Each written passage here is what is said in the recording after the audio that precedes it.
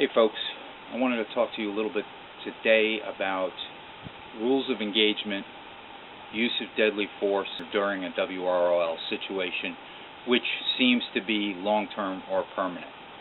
Rules of engagement are something set by an organization as to when you can use force, specifically deadly force. The important thing to remember about rules of engagement is that they need to be instructed to everyone, and they need to be refreshed as the situation dictates. Meaning, if your situation is changing, you need to review those rules of engagement and reassess and perhaps change them slightly as needed. First, let's talk about the use of deadly force and what deadly force is.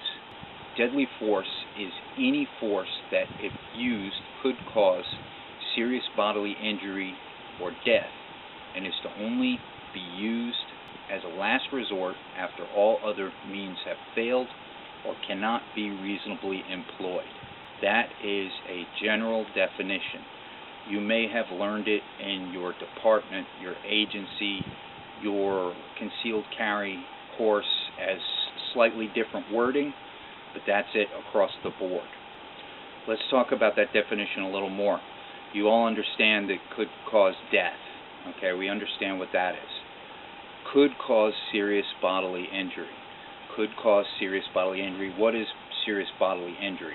Serious bodily injury, to simplify it, to almost oversimplify it, is any injury which would cause that person to function differently in the future. Therefore, he's lost an eye. He's broken some joints. He's injured his back. This is an oversimplification. Another thing on the definition is any force which would cause. Does that mean you attempting to run someone over with your car is deadly force? Yes. Does that mean striking someone in the head with a baseball bat, deadly force? Yes. Does that mean smacking somebody on the thigh with a wiffle ball bat? No, I don't think so. You will find some variation amongst state laws with regards to deadly force. Texas has a castle doctrine. Florida has a stand your ground law or doctrine. All of these are basically reflected in all the other states. However, wording is slightly different in each state. What needs to be present for you to use deadly force? When can you use deadly force, and what must be present? Well, the individual person can use deadly force to prevent their own death or serious bodily injury, self-defense, or in defense of another, defending another from death or serious bodily injury. Now, I am not an attorney, I am not a criminal justice professor, so these are definitions that you definitely need to check and know and understand fully within your area, within your state. You can get that information when you take your concealed carry class. You can probably go down to your local sheriff's department and ask that training officer down there. There are a lot of different sources for this. Now, we're clear on what reason we can use deadly force. Self-defense, defense of another. What things need to be present to use deadly force? Ability. Your adversary has the ability to cause serious bodily injury or death to you or another person. Let me give you a simplified example. The individual has a rifle. Opportunity. Your adversary has the opportunity to use that weapon against you or another. What does that mean? That means the weapon is readily available, not slung across his back. You can see that it is in his hands, ready to go. That's opportunity. Also, you or the person you're protecting is within range of them. Jeopardy. You need to feel that your life is in jeopardy or the life of another is in jeopardy. You feared for your life.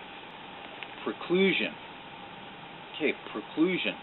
There is nothing else that you could do to stop this person other than use deadly force.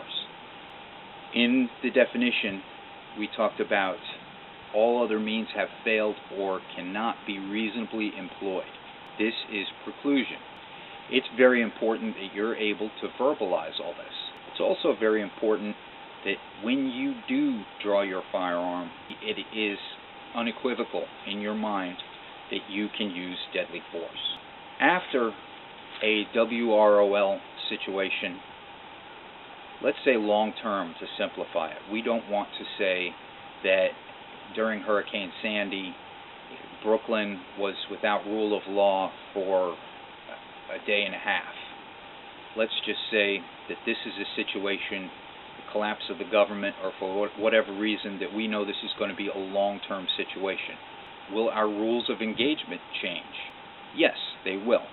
Now, our definition of deadly force has changed to the point where someone stealing necessary items from us is then potentially open to being deadly force used against them.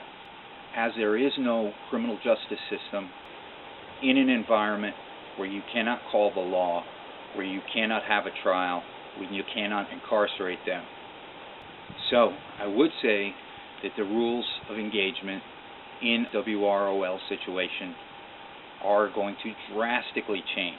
However, it is very important that your whole group knows what you deem acceptable and not. Let me take it in a different direction.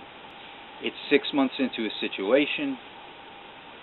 Your community has become self-sufficient.